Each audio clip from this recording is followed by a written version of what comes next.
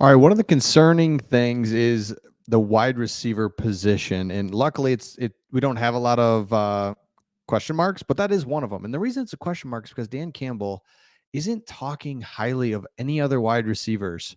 That Donovan Peoples Jones, Antoine Green got hurt, or one of the other. There's like four of them that he's like, I'm waiting for someone to step up. He keeps talking about Donovan Peoples Jones specifically, like step up. Basically, you don't have it yet, man. Come on, somebody separate. So he keeps talking about that. So at some point, you got to wonder if the Lions are like, all right, let's kind of look out there. Maybe there's somebody that gets cut. Maybe there's somebody different. Like they're going to have their eyes on it. But I've got four players I want to show you in a trade. Let me know in the comments which one's most realistic and which one you would actually go for. First one's Amari Cooper. This one's interesting because they were looking at Ayuk and they were willing to part with Amari Cooper. So rumors, whole thing, you don't know what's real, what's not. But if Amari Cooper's like, whoa, you're about to get rid of me? Like, what's up with that?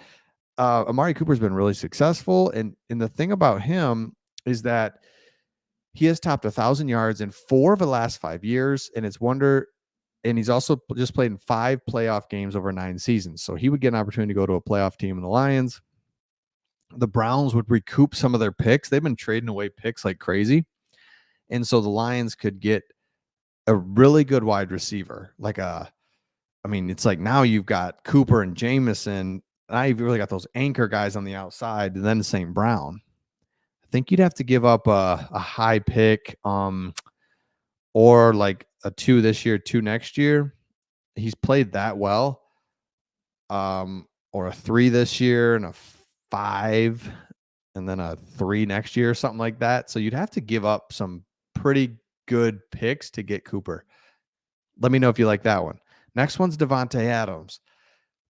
This one is just more of a monitor this. We don't have to make the trade now, but I mean, let's be real serious. You can put lipstick on a pig all day long, but it's Gardner Minshew and Aiden O'Connell. Devonte Adams has already been upset. Gardner Minshew, remember, Gardner Minshew was great with Shane Steichen. Shane Steichen is an incredible coach, great offensive coordinator, has done a lot for a lot of players. So the Gardner Minshew that they're getting is not the same Gardner Minshew that just took the Colts almost to the playoffs. That's not who they're getting. He's not good. Like, seriously, come on. Aiden O'Connell? No. So how long until Devonte Adams is upset, wants to move on? They go into full rebuild mode. Keep an eye on Devonte Adams down the road.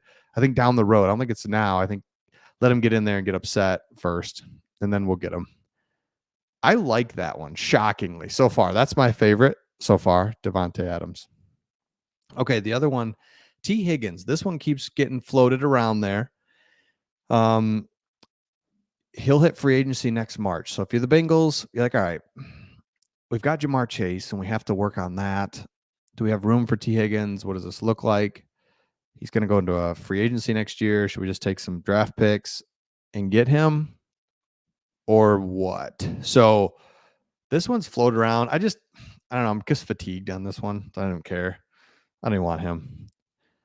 Courtland Sutton. Now this one is been out there for a while as well. Courtland Sutton is just because the Denver Broncos, I mean, aren't they going to be terrible? I would think they're going to be terrible. So why not move on and just keep getting picks, and you're in really bad cap situation. So then you could just let's just come on. Courtland Sutton. I like this one too. I don't think it would take as much to get Courtland Sutton. So let me know your thoughts in the comments for those guys. Now, next thing, as we get ready to play the Chiefs here, let's just rewind. We've heard a lot about a lot of different players in training camp. Can we just boil it down to the 6 best? And I like this article, so I'm going to share it. The 6 best in training camp, Jared Goff. And I'm not going to hit on all 6, but one of the things we forget is Jared Goff's really good. He's played in huge games, huge moments. The dude's a winner, comes through. End of the day, we've got a championship level quarterback on our team leading us. We just do. And so he can't run around. He can't move. He's not mobile. So it's frustrating. It's really hard at times when it's like, roll out right and go, baby, or escape the pressure and throw it, and he just can't. But we don't think of it, and we take it for granted when he steps in there, steps up in the pocket, boom, 15-yard pass to St. Brown. Tight window throw to Laporta. So to see that, oh yeah, he's 29, literally in the middle of his prime, got a contract, got married this year, loves Detroit. I don't know. Oh, he doesn't get much better than that. The next one that they pointed out, Aiden Hutchinson, Amon-Ra St. Brown, right? Some of the ones that we don't hear enough about, just because I get it. We're talking about the new guys, and is this guy going to up and coming?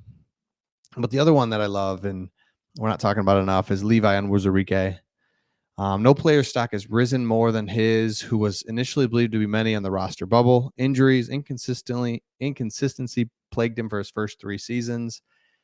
If you hear him talk, if you hear the coaches talk, he is going to be a huge part of the Lions going forward. And this is huge because the Lions got DJ Reader, a veteran star defensive tackle, just the absolute epitome of what you want in a defensive tackle. But he's been injured, and the Lions are going to take him really slow to get him back, rightfully so, right? We want you in December is what the Lions are thinking.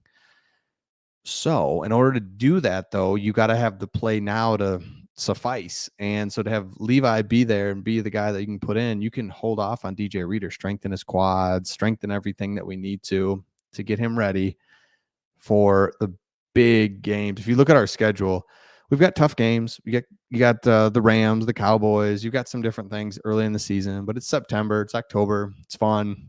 Everyone's generally healthy.